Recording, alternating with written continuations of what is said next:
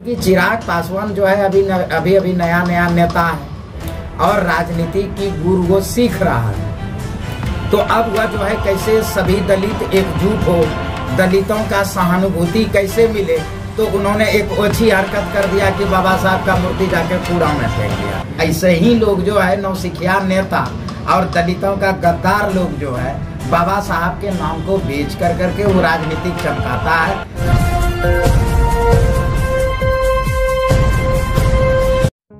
पूर्व केंद्रीय मंत्री रामविलास पासवान के सरकारी बंगला खाली करने के क्रम में भारत रत्न बाबा साहब डॉक्टर भीमराव अंबेडकर की मूर्ति तोड़े जाने के मामले को लेकर दलित इंडस्ट्रीज एसोसिएशन के चेयरमैन डॉक्टर जितेंद्र पासवान ने रामविलास पासवान के बेटे चिराग पासवान को कटघरे में खड़ा किया है।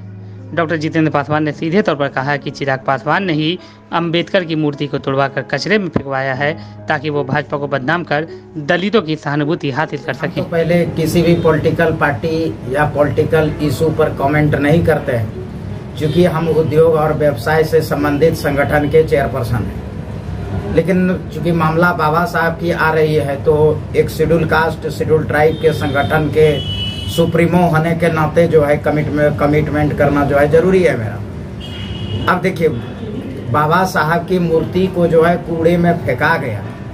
क्या जो कह रहा है कि बाबा साहब को कूड़े में बीजेपी ने फेंका है, क्या उनके पास इसका कोई सबूत है कि कूड़े में बीजेपी को कोई कार्यकर्ता फेंक रहे थे या बीजेपी के नेता फेंक रहे थे या पदाधिकारी फेंक रहे थे? तो मान लेते हैं बंगला खाली कराने गया होगा तो वह कोई पदाधिकारी होगा, कर्मचारी होगा सरकारी वाले, तो उन्होंने फेंका होगा। तो अगर फेंका है तो वह बाइट जो है या उसका वीडियो जो है किसी के पास नहीं है। तो अब चूंकि चिराग पासवान जो है अभी नया नेता है और राजनीति की गुर वो सीख रहा है। तो अब वह जो है कैसे सभी दलित एकजुट हो, दलितों का सहानुभूति कैसे मिले, तो उन्होंने एक अच्छी हरकत कर दिया कि बाबा साहब का मूर्ति जाके कूड़ा में फेंक दिया।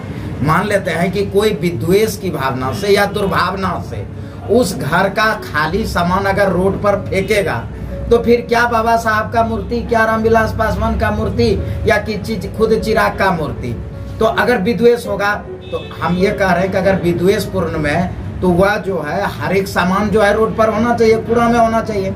उसकी माँ का साड़ी एको गो मिला है कूड़ा में, उसके माँ का एको गो गहना मिला है कूड़ा में, या कुर्सी टेबल कूड़ा में मिला नहीं मिला? एक्चुअली यह जो है बाबा साहब का ऐसे ही लोग जो है नौसिखिया नेता और दलितों का गद्दार लोग जो है बाबा साहब के नाम को बेच करके वो राजनीतिक चमकाता है। सोचिए ना कि बाबा साहब को कूड़ा में फेंक दिया, तो तुम्हारे माँ का तो साड़ी नहीं फेंकाया है, तुम्हारे माँ का जो है गहना नहीं फेंकाया। क्यों नहीं फेंकाया? क्योंकि वह कीमती चीज था, सम्मान का चीज था। तुम्हारे नजर में बाबा साहब का कोई कीमत नहीं था चिराग, इसलिए तुमने जानबूझ के फेंक दिया। हम तो कह रहे हैं चिराग पासवान खुदे जो है फेंक दिया, जानबूझ के अपने कार्यकर्ता से या खुदे फेंक दिया होगा और जो है उसको वायरल कर रहा है। अच्छा, फेंका है तो कौन फेंका है? तुम्हारे यहाँ सीसीटीवी कैमरा नहीं है?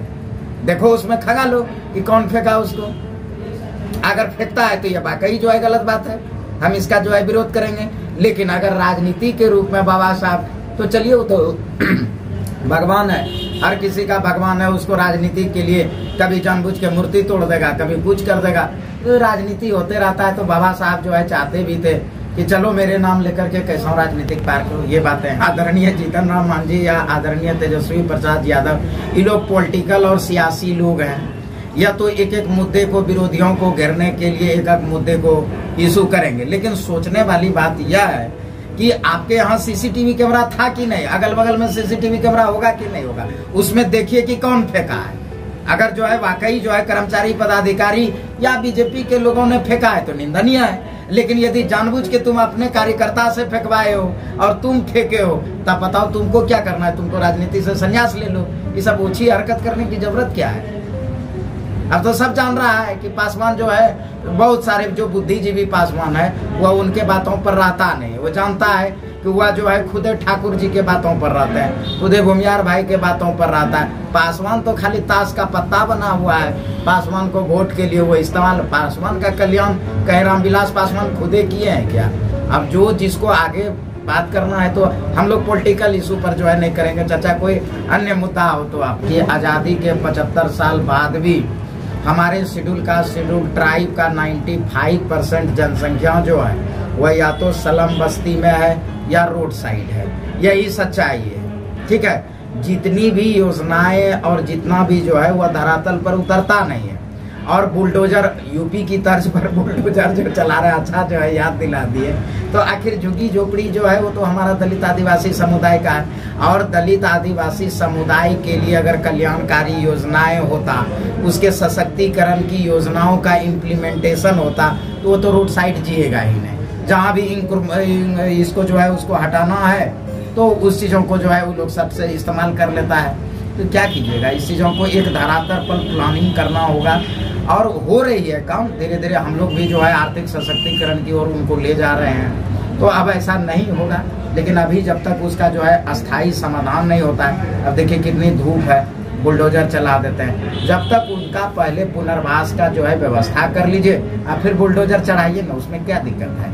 हम भी चाहते हैं कि जो है अतिक्रमण हटे, लेकिन हाँ, जिस व्यक्ति के पास रहने का घर नहीं है पहले उनका पुनर्वास कर दीजिए। तो अब ये सब चीजें जो है तो सरकार की चीजें हैं, सरकार को करना। सभी जो अपने पूरे देशवासी है उनको जो है नववर्ष, जो हम लोगों का हिंदू धर्म का नववर्ष है, उसकी भी बधाई देता हूँ और चैती छठ की भी बधाई देता हूँ। ब्यूरो रिपोर्ट, जागता हिंदुस्तान, पटना।